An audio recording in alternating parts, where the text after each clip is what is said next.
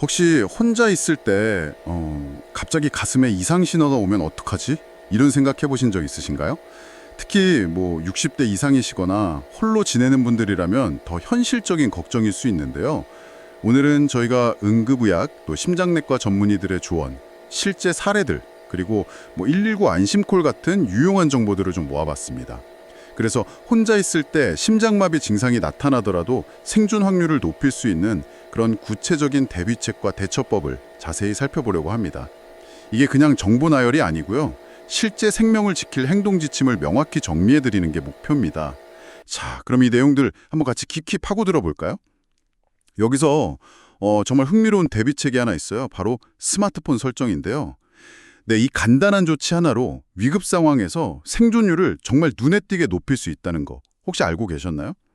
휴대폰 설정 메뉴에 보시면 안전 및 긴급 뭐 이런 항목이 있을 거예요. 거기서 의료 정보를 꼭 입력해 두셔야 합니다. 이름, 혈액형은 기본이고요. 복용 중인 약물, 특히 혈압약, 당뇨약, 뭐 심장 관련 약이나 알레르기 정보 같은 거요. 이걸 상세히 적는 게 중요해요. 그리고 가장 중요한 것, 잠금 화면의 표시, 설정을 반드시 켜두셔야 한다는 점입니다. 네, 맞아요. 그 설정이 왜 중요하냐면요. 이게 아주 명확합니다. 만약에 의식을 잃으시더라도 구급대원이 스마트폰 잠금을 풀지 않고도 이 필수 정보들을 바로 확인할 수 있거든요. 신원 확인은 물론이고 그 정확한 초기 응급처치를 가능하게 하고 혹시 모를 약물 부작용까지도 방지하는 정말 결정적인 역할을 하는 거죠. 실제로 부산에 사시는 68세 최순자 할머니 사례가 있었는데요. 이 설정 덕분에 당뇨 쇼크 상황에서 적절한 응급처치를 받으시고 가족에게도 빨리 연락이 됐다고 해요. 정말 생명을 구하는 설정인 셈이죠. 와, 정말 중요한 정보네요. 의료 정보 설정, 이건 꼭 기억해야겠어요. 그리고 거기서 한 걸음 더 나아가서 같은 안전 및 긴급 메뉴에 긴급 연락처도 추가하는 게 필수적입니다. 가족이나 가까운 지인, 최소 2명 이상이요. 그리고 관계를 명확히 적어서 예를 들면 뭐 큰아들 이런 식으로요. 등록해 두세요. 이렇게 해두면 잠금 화면에서 긴급 전화를 늘었을 때 이 정보들이 바로 보이게 되는 거죠. 네, 맞습니다. 그리고 추가로요. 대부분 스마트폰에는 응급 SOS 기능이라는 게 있어요.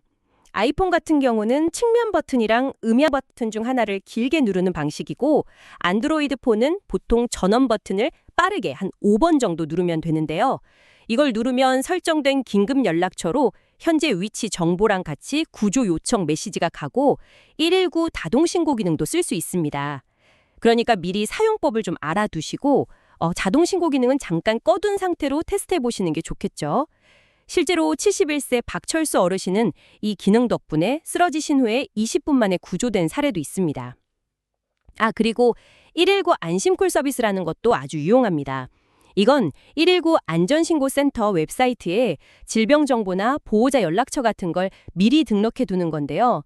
그러면 119 신고 시에 그 등록된 정보가 출동하는 구급대원에게 자동으로 전달돼서 좀 더 맞춤형 처치나 이송에 큰 도움이 됩니다. 자, 이렇게 스마트폰이랑 서비스로 사전 준비를 딱 마쳤다면 이제 진짜로 가슴을 막 쥐어짜는 듯한 통증이나 갑작스러운 호흡곤란, 이런 심장마비 의심 증상이 나타났을 때 그때 즉각적으로 어떻게 행동해야 하는지 이걸 알아보겠습니다. 여기서부터가 정말 중요합니다. 가장 먼저 해야 할 일, 뭘까요? 여러 가지 생각이 드실 수 있는데 가장 중요한 첫 행동은 딱 하나입니다. 무조건 119에 신고하는 거예요. 가족이나 친구에게 먼저 전화하고 싶은 마음이 왜 안 들겠어요. 하지만 그 순간에 당신을 전문적으로 구조할 수 있는 유일한 존재는 119 구급대원입니다. 심장마비는 정말 시간이 생명입니다. 그 심장 근육은 산소 공급이 4분만 딱 중단돼도 손상이 시작되고요.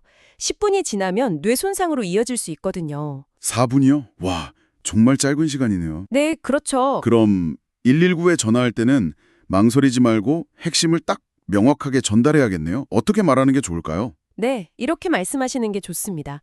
심장마비 의심됩니다. 여기 주소는 정확한 주소입니다. 저 혼자 있고 현관문은 열어두겠습니다. 또는 이미 열어뒀습니다. 아, 그렇군요. 왜 그렇게 딱 집어서 말해야 하는 건가요? 이 심장마비 의심이라는 표현이 사실 핵심인데요. 119 신고 시스템 안에서 이게 최고 위기 단계 코드로 분류가 됩니다. 그래서 출동 지령 자체가 최우선순위로 내려가고 현장 도착 목표 시간도 가장 짧게 설정돼요. 그러니까 불필요한 질문을 좀 줄이고 가장 빠른 출동을 유도하는 거죠. 실제로 서울 강남에 계셨던 69세 최종호 할아버지의 경우 이렇게 신고하셔서 구급차 도착 시간을 15분에서 7분으로 확 단축시킬 수 있었다고 합니다. 그리고 혼자 있다, 문 열어두겠다. 이 정보는 구급대원이 현장에 도착했을 때 지체 없이 집 안으로 들어올 수 있게 돕는 거고요. 아하, 그렇군요. 신고와 동시에 현관문을 여는 것. 이게 두 번째 핵심 행동이네요. 119와 스피커폰으로 통화를 유지하면서 동시에 현관문으로 이동해서 문을 열어라. 네, 그렇습니다. 동시에가 정말 중요해요. 왜냐면 언제 의식을 잃을지 모르기 때문이죠. 만약에 문을 열기 전에 쓰러지시면 구급대원이 도착해도 문을 강제로 여는데 그 귀중한 골든타임을 허비하게 될 수 있어요. 서울 관악구에 75세 이명순 어르신 사례가 있었는데 문을 열어두지 못해서 구조가 몇 분 지연됐던 안타까운 경우가 있었습니다. 그러니까 신고와 동시에 문 열러가기, 이거 꼭 기억하셔야 합니다. 네. 문을 열었어요. 그럼 다시 거실이나 방 안으로 들어가지 말고 문 근처 안전한 곳에 자리를 잡고 구급대원을 기다려야 하는군요.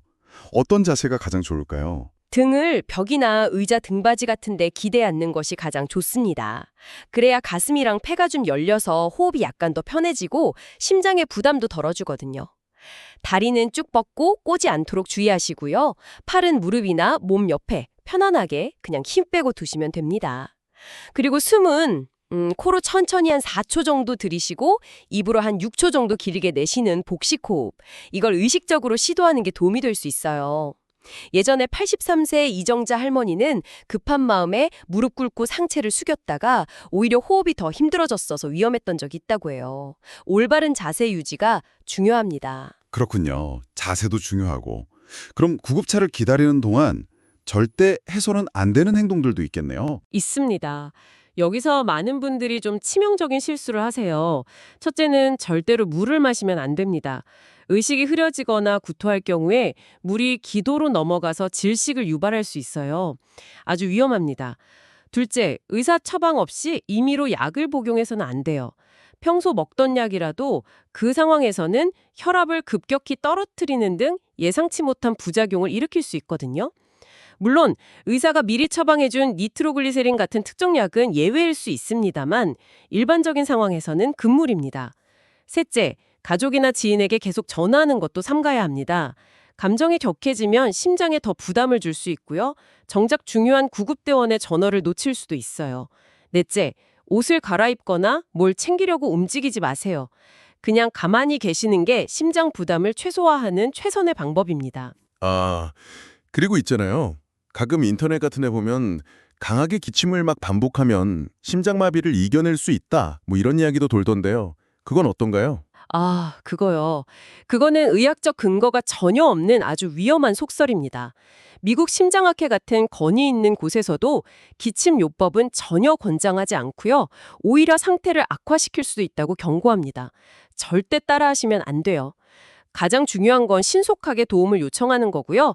기다리는 동안에는 아까 말씀드린 올바른 자세로 앉아서 천천히 호흡하면서 괜찮아, 구급차가 오고 있어, 나는 살 수 있다.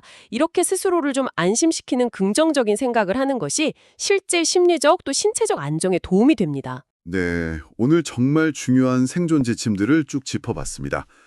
결국 핵심은 첫째, 스마트폰 설정 같은 걸로 미리 대비를 잘 해두고, 둘째, 위기 시에는 심장마비 의심된다고 외치면서 119 신고랑 문 열기를 동시에, 셋째, 문 근처에서 올바른 자세로 기다리고, 넷째, 기다리는 동안 절대 해서는 안 되는 행동들, 물 마시거나 약 먹거나 움직이는 거 금지.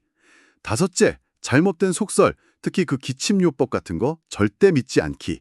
이렇게 정리할 수 있겠네요. 네, 맞습니다. 이 정보들이 중요한 진짜 이유는 이게 단순한 지식이 아니라 실제 위기 상황에서 당신의 생명을 구할 수도 있는 아주 구체적인 행동 계획이기 때문이죠.